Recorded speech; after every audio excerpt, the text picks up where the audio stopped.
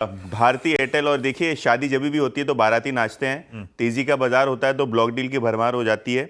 और इस तेजी के बाजार में भारती एयरटेल के प्रमोटर्स यानी सिंगटेल, इसके पहले भारती मित्तल फैमिली ने अपने जो है फैमिली ऑफिस, उन्होंने अपने शेयर्स बेचे थे। अब लगभग $1 बिलियन यानी लगभग 8,500 करोड़ के शेयर्स सिंगटेल अपनी इकाई पेस्टेल लिमिटेड से बेचेगा। कुल मिला के 4.76 करोड़ शेयर्स, ब्रॉडली आप पकड़ लीजिए 4.25 करोड़ शेयर्स 1800 रुपये के फ्लोर प्राइस के दाम के हिसाब से सिंगटेल आज बेचेगा। जो फ्लोर प्राइस है वो येस्टरडे के क्लोज से लगभग 3.5% डिस्काउंट पे है, और हमारी जानकारी के हिसाब से जेपी मॉर्गन ये पूरा ब्लॉक एडवाइस कर रहा है। पिछले 3-4 टाइम की हिस्ट्री है, सारी की सारी ब्लॉक डील्स भारती एयरटेल की ब्लॉक विंडो में होती है। तो ये देखा जाएगा आज वेदर और नॉट ये जो ब्लॉक डील है आज 8,500 करोड़ की, जो कि 0.8% इक्विटी है, ये नॉर्मल विंडो में होती है, ब्लॉक विंडो में होती है। बिल्कुल। चलिए, अगर हम देखें तो इंडसइंड बैंक 3 महीने में तीसरी बार धांधली की जो चीज़ें हैं वो सामने निकल के आ रही हैं। आपको पता होगा कि जो 2,000 करोड़ का डेरिवेटिव लॉस था, उसके बाद डिप्टी सीईओ और सीईओ ने दोनों ने अपना इस्तीफा दे दिया।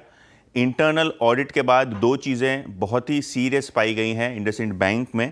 अगर हम बात करें तो 674 करोड़ रुपए के आसपास का ब्याज, यानी लगभग 700 करोड़ रुपए का ब्याज एक्स्ट्रा रिकॉर्ड हुआ है, और ये पिछले 3 क्वार्टर्स में लगातार ऐड हो रहा था, जिसको अब रिवर्स किया जाएगा।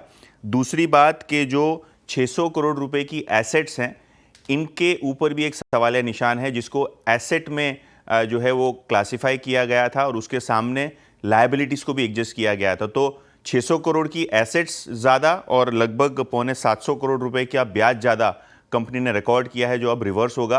कहने का मतलब बहुत सिंपल है, अगर बैंक ने किसी ए को ब्याज पे पैसे दिए तो उसकी जो मुद्दल है उसको एसेट साइड पर रिकॉर्ड किया, क्योंकि लोन को आप एसेट रिकॉर्ड करते हैं, और जो ब्याज उस पर लिया गया उसको भी पीएनएल अकाउंट के थ्रू रिकॉर्ड किया गया। तो 2 रिवर्सल होंगे, एक पीएनएल अकाउंट में रिवर्स होगा और एक बैलेंस शीट पर रिवर्स होगा। तो शायद आज फिर से एक बार इंडसइंड बैंक का बड़ा एक्सीडेंट हो सकता है। बिल्कुल, इंडसइंड बैंक का खबर देखिए, खबर बहुत सीरियस है और ब्याज भी है। अगर हम बात करें तो सेबी के रडार पे अब येस बैंक का मैनेजमेंट आता हुआ आपको नज़र पड़ रहा है। आपको अगर ध्यान होगा तो बहुत सारे न्यूज़पेपर्स ये रिपोर्ट कर रहे थे कि जो सुमितोमो बैंक के साथ कंपनी का जो शेयर परचेज एग्रीमेंट है, उसके बारे में डिस्क्लोजर्स में लैप्सेस पाए गए हैं। इनफैक्ट 6 मई को जब रिपोर्ट आई तब शेयर में 9% का इंट्राडे मूव आया, और ऑब्वियसली जब येस बैंक को पूछा गया किसी प्रकार का ट्रांजैक्शन यहाँ हो रहा है, तो उन्होंने सफाई के तौर पे ये कहा था कि वो किसी भी बात से अवेयर नहीं है। हालांकि 9 मई को अगर आप देखें तो येस बैंक में जो है मसौदा तैयार हुआ। एसबीआई के सहित दूसरी बैंकों ने 20% हिस्सेदारी सुमितोमो ग्रुप को बेची और उसका एसपीए साइन हुआ। ऑब्वियसली उस दिन अगर हम बात करें तो येस बैंक की बोर्ड मीटिंग थी, एसबीआई की बोर्ड मीटिंग थी, पब्लिक डोमेन में काफ़ी सारा इन्फॉर्मेशन आ गया था।